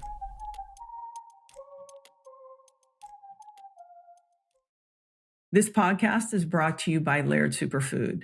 In 2015, Laird Superfood was created, but it was really actually created in my kitchen by my husband, Laird. And he was always experimenting with coffees and other ingredients for performance. And lo and behold, Laird Superfood was born. And we have beautiful coffees and creamers and protein bars and other things. But one of the things I'm very excited about is our new greens product. A lot of Americans are not getting enough fruits and vegetables. Something like 85% are not getting enough vegetables, and 80% are not getting enough fruit, and we need fiber. So for me personally, I'm always trying to encourage people, and I know this is Laird's philosophy as well, is real food, right? Let's try to get as much of the good stuff, the minerals, the nutrients, the macro, the micronutrients from real food. But it's hard to do. Our soil's different. People are busy. Maybe you don't know what you're getting at your grocery store. So this is a way to get it done and bridge some of those nutritional gaps. And what I also really appreciate about it, besides that it tastes good, I just do it in water first thing in the morning, then I'm done. And then I actually go and have my coffee after. But we use upcycled fruits and veggies, so things that won't go to waste. Maybe they're not really pretty, so we use them in our fruits and veggies. We use no fillers. So your body actually knows what to do with the ingredients. They know how to absorb it. There's fiber. And also, we never use any artificial or natural flavors. This is something that is harder than people realize, because to amplify flavors, a lot of times even, using natural flavors is the way to do it. So I'm excited to share with you. And if you'd like to try it out, all you have to do is go to lairdsuperfood.com. And if you punch in the code GABBY, GABBY 20, you will receive 20% off.